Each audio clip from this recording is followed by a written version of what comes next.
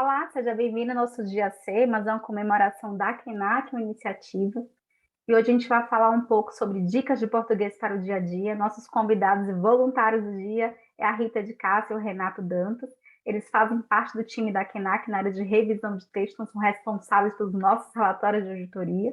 Como também tem grande formação técnica e experiência na área. A Rita já atua com a revisão de texto há mais de 20 anos e o Renato também já tem bastante tempo. Ambos com formação em letras. E esse dia a dia, assim, eu digo assim, é tão importante porque não é só a gente falar de português, né? Mas falar de como utilizar o português de forma correta e não ficar à mercê de tantas coisas que aparecem no nosso dia a dia. E falando de português, a gente pensa que nossa língua é uma das mais complexas do mundo. Então, imagina quanto é difícil utilizar um porquê. Se é junto, se é separado, se tem acento, se não tem acento. Olá, boa tarde, Raquel, boa tarde a todos. Obrigada pela apresentação. Realmente, a língua portuguesa ela é uma armadilha para a gente, para o uso de todos os dias, né? E a gente veio aqui para isso, para tentar facilitar um pouquinho a vida de todo mundo, de nós, inclusive. E antes de mais nada, eu gostaria muito de agradecer a KNAC pela iniciativa e pelo convite a nós, colaboradores, para estarmos aqui hoje, compartilhando com vocês as nossas experiências, um pouquinho dos nossos conhecimentos e tentar trazer um pouquinho à luz algumas dicas, né, do português para o dia a dia, para que a gente possa escrever um pouquinho melhor, de forma correta e entender um pouquinho mais também. Então, como a Raquel já iniciou, eu e o Renato vamos fazer a apresentação hoje, e nós trabalhamos na unidade de revisão de texto da KNAC, né? Então, nós recebemos, a maior parte do trabalho é com relação à revisão dos relatórios de auditoria. Então, nos relatórios, a gente vê muita confusão com relação a alguns termos e muitas dúvidas, né? Que são retiradas conforme o uso e também conversando também com os auditores. Eu quero aproveitar para mostrar para vocês um pouquinho do nosso trabalho, né? Que é tão importante para o dia a dia do auditor, assim como para qualquer profissional, né? Mas para o auditor é ainda mais importante, porque a elaboração de relatórios exige uma grande responsabilidade, né? São dados que têm que ser precisos e que têm que ser objetivos de forma correta. Então, para que seja bem elaborado, os próprios auditores sentiram necessidade de escrever melhor os seus relatórios. E aí, pensando nisso, a KNAC criou o Português Cooperativo, que eu trouxe aqui para vocês. A ferramenta que nós utilizamos, ela é um canal de comunicação com os colaboradores, é enviado por e-mail, uma vez por semana, aos colaboradores com dicas de português, e essas dicas são sempre retiradas dos próprios relatórios, para que eles tenham exemplos mais dentro do ano deles, né? Então, foi dentro desses relatórios que nós retiramos alguns exemplos que nós vamos falar aqui. Eu vou fazer a introdução, vou apresentar para vocês algumas dicas que eu retirei desses relatórios, e na segunda parte o Renato vai falar um pouquinho também com alguns vídeos, algumas charts, ele vai mostrar para vocês o uso dos porquês, o uso do este e esses porquês que a Raquel também citou, que são sempre tão complicados para a gente também, né? A gente não está livre, porque as dúvidas surgem para todos nós, e no dia a dia a gente sempre tem que estar consultando gramática, consultando o dia do português, que muda com as novas tecnologias, muda com o nosso cotidiano, a gente tem que estar se adaptando, né? Então, eu vou começar a apresentação falando sobre a concordância verbal, que é assim né, é um tema que muitas pessoas temem, né? E ela nada mais é do que uma relação estabelecida entre o sujeito e verbo, né? Então, isso quer dizer que quando o sujeito está no singular, o verbo também tem que estar. E quando o sujeito estiver no plural, o verbo também tem que estar. Então, qual é a lógica? O verbo sempre concorda com o sujeito. E aí, tanto no singular ou plural, como eu falei, e também concorda com a pessoa, né? No caso, a primeira, segunda ou terceira pessoa eu, tu, ele.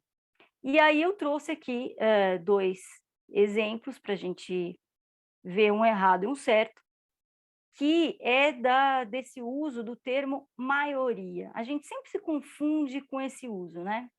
Do termo maioria, maior parte, minoria, grande parte. Quando entra nesses termos, a gente se confunde. Então, eu coloquei aqui, a maioria estão descontentes, ou mais de uma pessoa estavam. No caso da maioria, a maioria é o sujeito. Então, o está, como eu já tinha explicado, sempre concorda com o sujeito. Então, a maioria está descontente e não estão descontentes, porque o sujeito está no singular. E mais de uma pessoa estava à espera, porque você está concordando novamente com o sujeito, é mais de uma pessoa, né? Então, não é estavam, é estava à espera. E aí eu trago, para ilustrar, descontrair um pouquinho, uma tirinha da turma do Snoopy, que ilustra um pouquinho essa história da concordância, né? Que também entra no humor. E o Minduim, que é quem está aí na tirinha, ele está com a Lucy e ele vê uma placa escrito siga, né? Então, provavelmente é uma placa, e ele diz para ela, siga, podemos ir. E aí ela responde, é só. Se fosse para mais de uma, seria sigam. E aí ela mesma complementa, eu vou primeiro, tchau. E ele fica sem graça e fala, faz parte, né? Quer dizer, na história, infelizmente, a Lucy sempre deixa ele para trás, né? E aí não foi diferente. Mas foi legal a gente poder observar que até nas tirinhas, no humor, a gente pode colocar a concordância, né? Nesse caso, siga, ela está certa, a Lucy está certa, é para uma pessoa só, então ela vai embora e ele fica para trás, né? E no verbo haver e no uso do artigo a. O a também é uma dúvida que sempre ronda, né? Nós, os auditores, enfim, todo mundo que escreve, principalmente os relatórios, a gente tem muito esse uso do a sem o h. Então, aqui eu vou explicar um pouquinho uma forma da gente, quando estiver lendo, a gente poder entender qual é o uso correto, né? O a é a forma conjugada do verbo haver, na terceira pessoa do singular, e a gente vai sempre usar quando se referir a faz ou tem. Então, se a gente puder substituir o faz ou tem na frase, então o uso está correto. Então, a gente pode usar o a com h. Se não, aí é o a artigo, né? Sem o h. Aí eu vou mostrar uns exemplos para vocês. Do exemplo certo. A operação se encontra em atraso há mais de 120 dias. Então, aqui a gente pode substituir o a por faz ou tem sem problemas, ele não vai mudar o sentido da frase. A operação se encontra em atraso faz mais de 120 dias. Ou ela se encontra em atraso, tem mais de 120 dias. A gente pode usar sem problema nenhum. Mas na norma culta, é mais usual a gente usar o a, né, do que o faz ou tem. Então, nos relatórios, realmente é mais usual usar esse a com h. E, nesse caso, ele tem que entrar como verbo, porque a gente pode substituir. No exemplo de baixo, aí não. Estamos a 2 minutos da sua casa. Nesse caso, é uma distância, então eu não preciso utilizar um verbo aqui. Estamos faz 2 minutos da sua casa, ou tem 2 minutos da sua casa. Nós estamos a 2 minutos da sua casa. É a distância que a gente está. Então, não tem por que usar o a com h. É o a artigo, certo?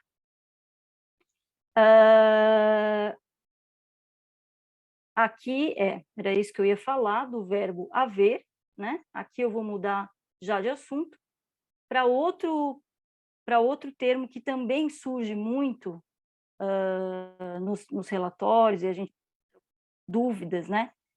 Ao encontro de e de encontro a.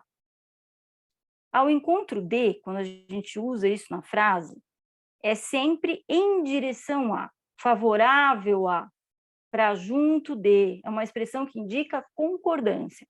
Então, a gente pode lembrar sempre assim, ao encontro de encontro a, porque aí o de encontro a vai ser o desfavorável, certo? Que aí eu vou explicar depois. Então, ao encontro a. ao encontro de, desculpa. Então, ele significa sempre concordância. Os propósitos estratégicos da empresa vão ao encontro da realização de nossas metas. Ou seja, ele é favorável às nossas metas. Ele está de acordo com as nossas metas. Então, ao encontro. Nossa qualidade técnica, aliada à isenção e independência da diretoria, vai ao encontro das orientações que o cliente solicita. Está de acordo com as solicitações, vai em direção a, é favorável a. Então, sempre lembrar, ao encontro de, favorável, concordância. Tá? Então, a gente sempre lembra do dedinho aqui, que acho que fica mais fácil para lembrar. E aí, o outro exemplo é o contrário, de encontro a. O de encontro a é o desfavorável, a discordância, é o contra, em oposição, para chocar-se com. As decisões que o grupo tomou na última reunião foram de encontro à realidade da companhia, foram em oposição, discordaram da realidade da companhia, foram contra. Então, de encontro a. Estar desatualizado em relação aos diversos setores da economia vai de encontro aos requisitos mínimos da profissão de auditor. Choca-se com a profissão de auditor, vai em discordância, é contra a profissão de auditor. Então, aí a gente sempre fala de encontro a, ok? Então, aí a crase ou não vai depender do que vier depois, né? No caso de encontro à realidade, de encontro aos requisitos, porque aí é termo masculino ou feminino. Ok? Até aí tudo bem? E agora eu vou finalizar com o já tão famoso a nível D, que a gente usa muito, né?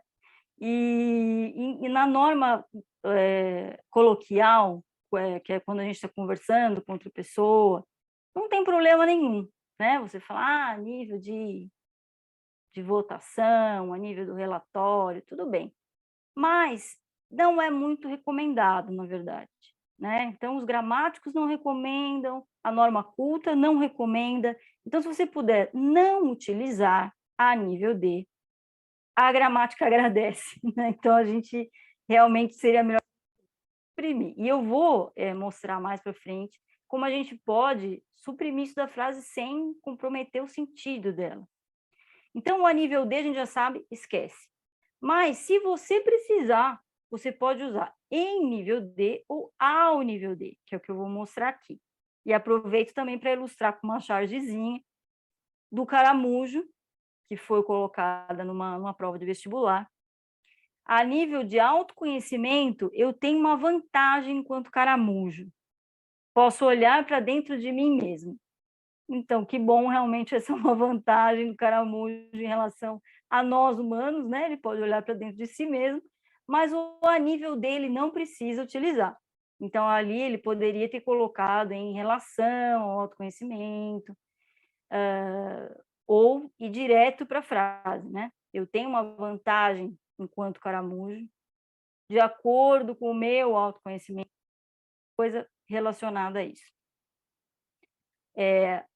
E aqui eu trago a explicação, né? Então, o a nível D, como eu já disse, ele é muito comum na linguagem oral, mas seria recomendável a gente não utilizá-lo nem na forma oral e nem na forma escrita. O correto é ao nível D, no nível D. E em nível D. Ao nível D e no nível D, a gente vai usar quando a gente fala de altura de plano, quando é no nível mais físico ou quando se refere à altura ou plano de alguma coisa.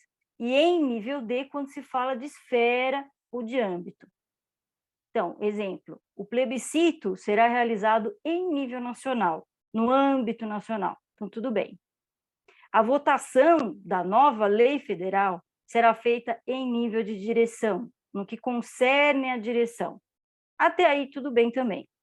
Agora, se a gente olhar essas duas frases, a gente pode imprimir esse em nível D das duas, sem comprometer o sentido delas? Vamos ver. O plebiscito será realizado nacionalmente. A gente não comprometeu o sentido da frase, a gente entendeu que o plebiscito vai ser feito nacionalmente, e eu não precisei do a nível D, e nem em nível D. A votação da nova lei federal será feita pela direção. Também entendemos que ela vai ser feita pela direção, no que concerne a direção. Nesse caso, eu posso suprimir e não mudei o sentido da frase. Aí, no exemplo de baixo, a expressão ao nível D apenas pode ser usada quando se referir ao sentido de no mesmo plano, em termos de, como eu falei lá em cima, né? Os candidatos teriam hoje, ao nível nacional, 24% das intenções de voto, no plano nacional, em termos nacionais. E aqui, novamente, eu coloco a mesma questão. A gente não suprimir, se é o nível D, se eu colocar os candidatos teriam hoje, nacionalmente, 24% das intenções de voto. Está claro, né? Então, eu estou entendendo que eles têm no nível, ao nível nacional, 24% das votos. E não precisei colocar. E aí, aqui, na próxima apresentação, eu coloco mais 2 exemplos nesse sentido, né? E ainda acrescento que, se você preferir utilizar, ele acaba sendo, o nível D acaba sendo um pouco uma muleta, né, do português, um vício de linguagem que a gente usa, mas se você preferir, para não errar, você pode usar em relação a, no que se refere a, relativo a, no que respeita a, no que concerne a, ou simplesmente suprimi-la da frase, que é o que eu vou mostrar novamente. Ouvi dizer que a votação ocorreu apenas ao invés de no nível da direção. Não sabemos se a intervenção será realizada nacional ou regionalmente, ao invés de em nível nacional ou regional. Então, aí, depende muito da nossa interpretação, né, em cada texto, como é que a gente vai utilizar, se a gente se sente seguro para utilizar, ou para suprimir, né? Se a gente puder suprimir, é sempre melhor. Se não, eu acho que aí, para não errar, é melhor ficar no em nível D, ao nível D, ou nesses exemplos que eu citei agora aqui em cima, que aí a gente não corre esse risco, né? E, para finalizar, eu vou colocar para vocês alguns livros indicados para consulta diária, que eu uso muito e que eu acho que é interessante para quem ainda tem essa cultura de ter livro físico, porque hoje em dia a gente tem tudo em PDF, né? Mas é interessante a gente ter uma biblioteca física, né? Então, esse dicionário Dificuldades da Língua Portuguesa é interessante. Ele foi escrito pelo Domingos Pascoal Segala, que é um gramático já muito tradicional da língua portuguesa. Ele é um nome muito conhecido, né? Faleceu em 2013, mas ele deixou um legado muito grande, né? de gramáticas e de livros. E nesse livro ele fala exatamente dessas dificuldades, de como a gente pode substituir um termo por outro quando a gente tiver dificuldade de utilizar. Então, eu acho que para consulta, de vez em quando tiver alguma dúvida, ele não é um livro grande, também não é caro, dá para comprar pela internet, então é um acesso fácil. E a Arlete Salvador é a minha outra indicação. Escrever bem no trabalho, do WhatsApp ao relatório. A Arlete Salvador é uma jornalista, ela escreve sobre política há mais de 20 anos, e ela escreveu esse livro justamente para poder nos auxiliar, principalmente nessa ferramenta do WhatsApp, né? Que a gente acabou utilizando muito com família, com colegas, amigos, e abrevia tudo, a gente tem mania de abreviar tudo, né? O VC para você, né? E aí tira vírgula, abrevia tudo. Então, para a família e entre amigos, tudo bem a gente fazer assim, mas no uso comercial, é sempre mais recomendável a gente ter uma redação um pouquinho mais apurada, né? E ela coloca algumas dicas de como a gente escrever bem, sem ter que escrever muito no WhatsApp. E a mesma coisa em relação aos relatórios, né? Então, essas são as minhas 2 dicas. Eu posso enviar para vocês por e-mail, para quem quiser. Eu vou finalizando a minha apresentação por aqui. Mais uma vez, eu agradeço a KNAC pela participação e estou muito feliz por poder estar aqui com vocês. Vou passar agora a palavra para o Renato, que vai conversar com a gente sobre os porquês. Agora a gente vai falar sobre o temido porquê, né? A gente tem 4 porquês na língua portuguesa. que cada um vai ter um efeito diferente, cada um vai ter características diferentes, uma funcionalidade diferente, e para cada um a gente vai ter que meio que realmente aprender. Não é tão difícil quanto parece. Então, eu vou falar um pouco aqui sobre eles, e além, vou mostrar também algumas charges, colocando exemplos de como eles são usados e dando uma explicação. E depois eu vou colocar 2 videozinhos curtos para vocês. Um vídeo com explicação, bem resumida, mas bem legal. E outro é um videozinho de humor para dar uma descontraída sobre essa questão dos porquês, né? Então, a gente tem os 4 porquês. O porquê separado sem acento, porquê junto sem acento, porquê separado com acento e porquê junto com acento. E, tipo, é já um monte de coisa, né? Que você já fica... E aí um monte de gente chega para mim, Renato, mas eu não preciso decorar isso. É só eu usar PQ que está tudo resolvido. Mas como a gente falou anteriormente, existem situações e situações em que você usa a língua portuguesa. Quando você está conversando com seus amigos, com seus familiares, está num ambiente informal, você está mandando, sei lá, uma mensagem de WhatsApp para sua mãe, tudo bem, você bota um PQ para você não. Ah, eu vou ter que lembrar daquela apresentação do Renato, qual é o porquê correto nessa situação. Não tem problema. Para sua mãe, para o seu marido, para o seu irmão, você pode chegar lá e escrever o PQ sem problema. Mas quando você está numa situação mais formal, você está escrevendo um relatório para sua empresa, você está escrevendo um e-mail para o seu chefe, você está, de repente, escrevendo uma redação para um concurso, ou para o Enem, ou para um processo seletivo, você não pode fazer esse tipo de coisa. Você vai acabar meio que manchando um pouco a sua imagem como profissional. Então, vamos lá. O primeiro porquê é o porquê sem acento, porquê separado sem acento. E aí a gente tem a perguntinha aqui, por que tem acento? Então, esse porquê separado sem acento, a gente usa ele para fazer perguntas.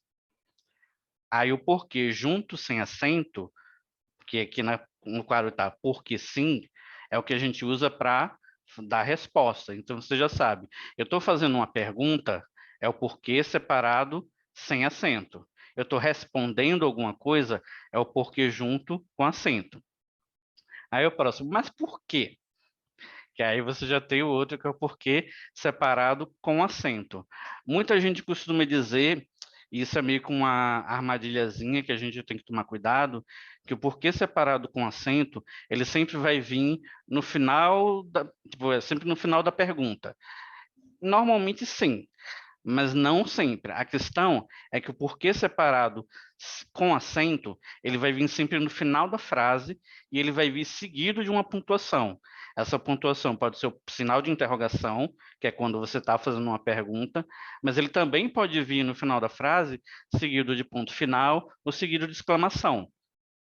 Então, a gente tem que tomar cuidado com essa ideia de que o porquê separado com acento é sempre no final da pergunta, porque às vezes você pode ter uma frase que precisa do porquê, e como está no final, ele vai ser esse porquê separado com acento.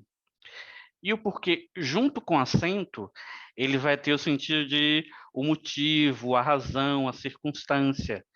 Aí você tem essas frasezinhas, né? Por que tem acento? Porque sim. Mas por quê? O porquê eu não sei. Então você teve todas essas situações mostrando para a gente como são essas meio que essas regrinhas. E agora eu vou mostrar para vocês um charges para exemplificar um pouco disso. Aí temos uma charge do personagem Armandinho, que eu particularmente adoro, tipo, sempre que aparece alguma charge desse personagem em rede social, geralmente eu rio muito. Aí a primeira pergunta dele, por que é separado? E a gente já viu novamente o porquê separado sem acento. E o pai dele responde, porque não é junto. Está respondendo. Aí, mas por quê? E novamente temos o porquê separado sem acento no final. Aí o pai dele responde, o porquê, a razão, o motivo, eu não sei. Então temos aí um exemplo dos 4 porquês num diálogozinho de comédia. E aí vamos para a próxima charge. São 2 personagens, 2 pela cara deles adolescentes, né? Aí o primeiro fala, porque sim. Você veja que ele está usando o porquê separado, sem acento. Aí ela fala, porque sim não é resposta.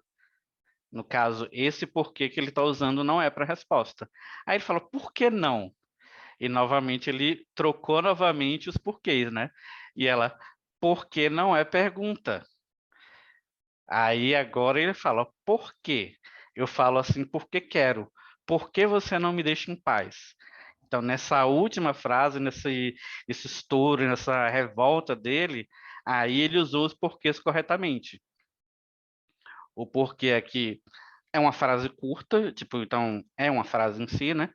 Então a gente tá já tá, tem só ele, então ele é o começo e o final também. Então é o porquê separado com acento. Aí ele falou, eu falo assim, porque quero. Tipo, ele tá respondendo aí, por que você não me deixa em paz? Aí ela responde, agora sim, você usou os porquês certinho e corretamente. Aqui vai ser o primeiro vídeo que eu vou passar para vocês. Os dois vídeos que eu peguei, eu tirei eles do TikTok. TikTok existe muita gente tem um certo preconceito contra ele, que acha que é um negócio só para ter dancinha e desafio, mas ele é uma ferramenta como qualquer outra, assim como o YouTube, como blogs. Se você usa ele corretamente, você começa a curtir determinados vídeos, seguir determinados produtores de conteúdo, o algoritmo dele vai começar a te recomendar coisas relacionadas. Então, por exemplo, quando eu estava preparando essa apresentação, eu pensei, eu vou tentar extrair alguma coisa dessa ferramenta. Aí comecei a procurar coisa de gramática, de língua, e achei um monte de coisa lá. Então, eu peguei esse primeiro vídeo. Pode dar play nele, Rita, por favor?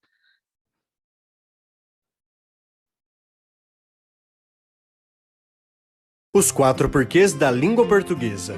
O porquê separado significa por qual razão, por qual motivo e é usado para fazer perguntas. Por que você está acordado? Por qual motivo você está acordado? O porquê junto é uma conjunção e é usado para explicar, por isso está nas respostas. Por que estou sem sono? O porquê separado e com acento tem o mesmo significado de por qual razão, por qual motivo, mas só é usado antes de um ponto, que pode ser final, exclamativo ou interrogativo. Mas por quê? E o porquê junto e com acento é um substantivo e significa motivo, razão. O porquê eu não sei, o motivo eu não sei. Por que você está acordado? Porque estou sem sono. Mas por quê? O porquê eu não sei. Viu? Então aí uma explicação como aquela que eu dei, bem resumida, bem prática, bem dinâmica, com um auxílio visual fantástico que esse cara fez. Eu não estou lembrando agora o nome dele, mas depois eu pego e passo por e-mail para quem estiver interessado. Ele é um professor de português que cria vídeos no TikTok dando dicas de português.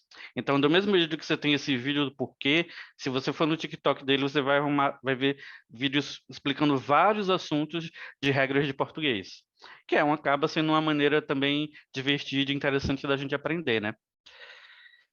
Os 4 porquês da língua portuguesa. O porquê o próximo vídeo, ele é um vídeo de comédia, tá? Ele é uma brincadeira que eu trouxe só para descontrair.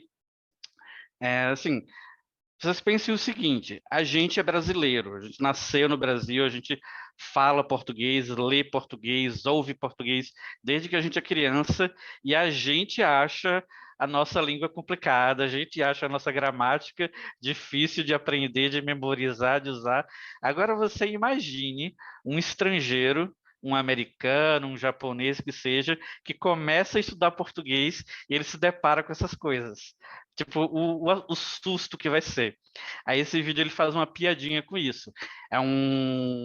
Mais uma vez, são dois produtores de TikTok, né, que geralmente fazem vídeos de comédia. Aí é um americano que está aprendendo português, conversando com uma amiga dele que é professora. E aí eles têm esse diálogo sobre o porquê. Paulo, uma dúvida. A palavra porquê tá certa aqui? Tá, ok. Eu sei porque português é meio difícil. Não, tá certo, é isso aí mesmo. Ah, tá bom. Você esqueceu o acento circunflexo. Circunflexo? É, o chapeuzinho? Ah, sim. Isso aí. Isso aí. Então, Paula, aqui, qual é? Com chapeuzinho ou desse primeiro jeito? Nenhum dos dois. É sem chapeuzinho e separado. Terminei. Esse aqui é junto com acento. Esse aqui é porque é separado com acento. Esse aqui é sem acento, só que junto. Esse aqui é separado com acento, sem acento. Esse aqui é junto com acento. Entendeu? A língua portuguesa é para capar de Cuperi do Goiás. Boa sorte. No final do vídeo ele faz uma piadinha, né, um comentário que eu nunca tinha ouvido, eu fui procurar depois, né, que é tipo, ele fala, a língua portuguesa é para acabar com o pequi do Goiás. O pequi é uma frutinha que é bem comum, bem conhecida lá na região de Goiás, né? Então essa expressão, tipo, para acabar com o pequi do Goiás é tipo uma coisa muito difícil, muito complicada, muito trabalhosa, tipo, que é realmente difícil de você lidar. Aí ele falou assim, a língua portuguesa é para acabar com o pequi do Goiás. Aí a professora vira para ele, boa sorte. Agora vamos para o próximo assunto, né? Que é... Uma dúvida, a palavra porque tá... Opa, deixa eu voltar aqui. Então, outra dica que a gente traz para vocês é com relação aos pronomes demonstrativos, né? Todo mundo com certeza fica na dúvida de quando trabalhar este, esse. Eu mesmo trabalho desde 2008 com revisão de texto, com português, e toda vez que eu tenho que usar este ou esse, eu tenho que parar, respirar e tentar lembrar qual caso é cada caso. Então a gente tem essa chargezinha aqui, são dois personagens, um tá segurando uma flor, né? Aí esse personagem segurando a flor fala, esta flor é para você. E o outro, essa flor é para mim? Então, o primeiro fala, esta flor, a flor que ele está segurando. A gente vai usar o este, o esta, o isto, para coisas que estão perto da gente. Está perto de quem está falando, de quem está se comunicando. Então ele fala, esta flor é para você, porque ele está segurando a flor, está perto dele. Aí o outro personagem fala, essa flor é para mim, essa flor aí que está com você. A gente usa o esse para se referir a coisas que não estão próximos da gente. Geralmente estão próximos da outra pessoa com quem a gente está falando. Então, a ideia é essa ideia de proximidade. O este é o que está próximo e o esse é o que está distante. Então, esta flor que ele está segurando e essa flor que o outro está segurando.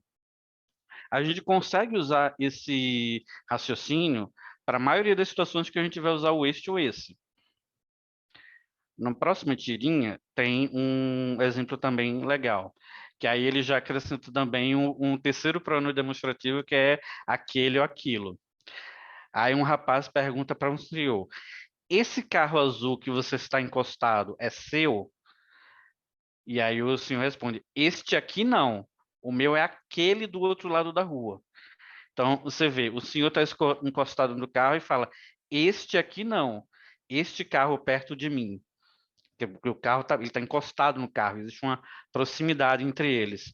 E o rapaz pergunta, esse carro onde você está encostado, porque o carro não está perto dele, ele está perto da pessoa com quem ele está falando. E aí o senhor responde, o meu carro é aquele. Então, assim como você usa o este para o que está perto de você, o esse para o que está perto da pessoa com quem você está falando, o aquilo, aquilo, vai ser algo que está longe dos dois. Então, sempre tem essa ideia. Este é a proximidade de quem fala, esse é a proximidade da outra pessoa, e aquilo é o que está longe dos dois. Quando você estiver escrevendo um texto, e também existe essa questão, né? Como é que eu uso este ou esse no texto? A gente usa essa ideia de proximidade. Por exemplo, eu estou escrevendo um relatório, aí estou descrevendo a situação e falo, no anexo deste relatório, porque é o relatório que eu estou escrevendo, que a pessoa vai estar lendo. Então, existe a ideia de proximidade. Então, este relatório, esta auditoria, esta situação é algo que tem a proximidade de quem está falando, de quem está escrevendo. E o esse já vai no texto representa também uma distância. Eu uso esse para me referir a uma coisa que eu já mencionei anteriormente. Por exemplo, eu estou descrevendo uma situação e eu vou levar a uma conclusão por causa dessa situação que eu descrevi. Então, eu descrevo a situação no relatório e aí eu falo, nesse caso, tem que se fazer tal coisa. Qual caso? O caso que eu descrevi anteriormente. Então, é o mesmo sentido no texto. O este é o que está próximo e o esse é o que tem alguma distância. Acho que agora... Pronto. Então, gente, eu espero que tenha sido útil para vocês. Assim como a Rita, eu também agradeço o convite da KENAC para participar, para apresentar, para poder ajudar vocês em alguma coisa. Então, muito obrigado pela participação de vocês, também pela paciência de estar aqui ouvindo a gente. Renato, muito obrigada pela exposição, você e a Rita mais uma vez.